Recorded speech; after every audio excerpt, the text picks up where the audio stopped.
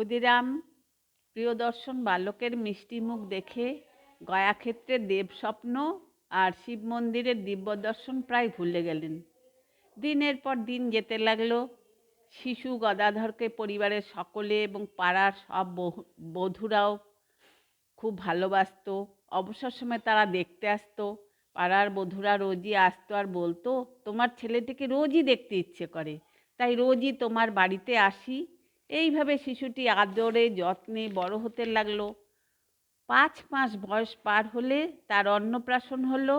ক্ষুদিরামের পরম বন্ধু গ্রামের জমিদার শ্রীযুক্ত ধর্মদাস লাহা এই অন্নপ্রাশনের বেশিরভাগটাই নিজে ব্যয় করেন।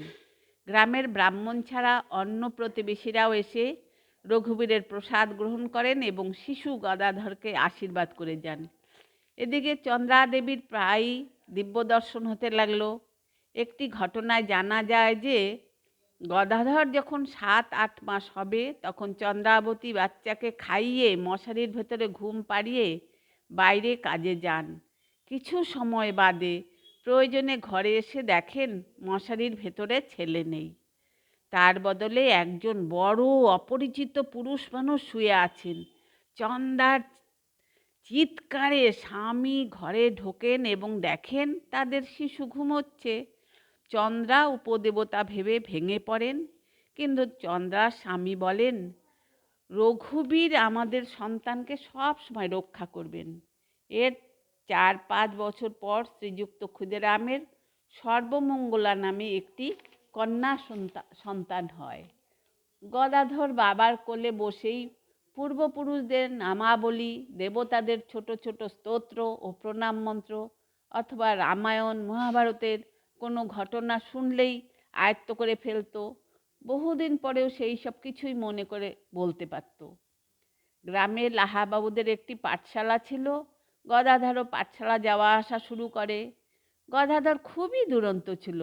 কখনো কখনো পাঠশালা না গিয়ে সঙ্গীদের সঙ্গে খেলা করত, আবার কখনো কাছাকাছি জায়গায় যাত্রা গান শুনতে যেত, কিন্তু কোনো কথাই বাবা মার কাছে গোপন করে রাখত না।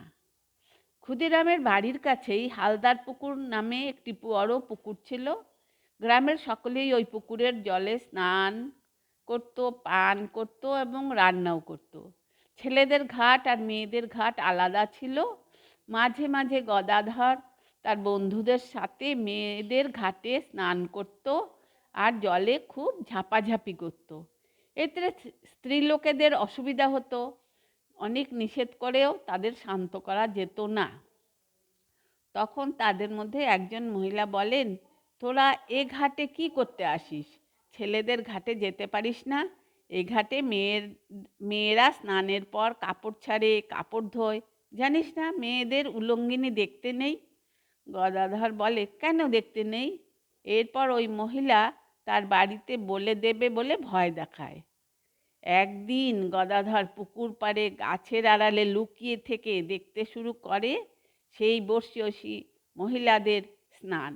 2-3 দিন দেখার পর সেই বয়স্ক মহিলাকে বলে, পরশু 4 জনকে স্নানের সময় দেখেছি, কাল 6 জনকে এবং আজ 8 জনকে স্নানের সময় দেখেছি। কই, আমার তো কিছুই মনে হলো না। সেই মহিলা চন্দ্রা দেবীর বাড়ি গিয়ে হাসতে হাসতে সব ঘটনা বলেন চন্দ্রা দেবীকে। চন্দ্রা দেবী গদাধরকে মিষ্টি কথায় বুঝিয়ে দেন, এতে ওইসব মহিলাদের অপমান করা হয় এবং ওদের অপমান করা মানে আমাকেই অপমান করা হয়, এসব আর কখনো করবে না। গদাধর ভুল বুঝতে পেরে আর কখনো ওরূপ কাজ আর করেনি।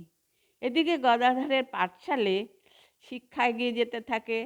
খুব অল্প সময় পড়ে লিখতেও পারত, কিন্তু অঙ্কর দিকে মন ছিল না। কিন্তু খেলার ছলে নানা রকম দেবদেবীর মূর্তি তৈরি করত।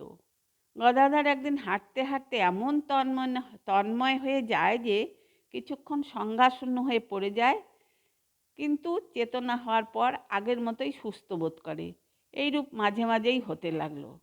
শ্রীযুক্ত ক্ষুদিরামের বয়স বাড়তে থাকে এবং নানা রকম রোগ আক্রমণ করে। ভাগ্নে রামচাঁদের বাড়িতে দুর্গাপূজা উপলক্ষে 1249 সালে তিনি যখন যান, সঙ্গে বড় ছেলে রামকুমার ছিল। কিন্তু সেখানে পৌঁছানোর পর তার শরীর আবার খারাপ হয় এবং চিকিৎসা চলতে থাকে। ষষ্ঠী, সপ্তমী, অষ্টমী ভালোভাবেই কাটে, কিন্তু নবমীর দিন তার শরীর আরও বেশি খারাপ হয়। দশমীর বিসর্জনের পর সবাই মিলে ক্ষুদিরামকে বসিয়ে দিলে তিনি গম্ভীরভাবে 3বার রঘুবীরের নাম উচ্চারণ করে দেহত্যাগ করেন। ক্ষুদিরামের মৃত্যুর পর চন্দ্রা দেবী রঘুবীরের সেবায় আর ছোট ছেলে মেয়ে দুটিকে বড় করার দিকে মন দিয়ে দুঃখে দিন কাটাতে থাকেন। বাবার মৃত্যুর পর গদাধর মায়ের সামনে কোনো রকম শোক প্রকাশ করত না।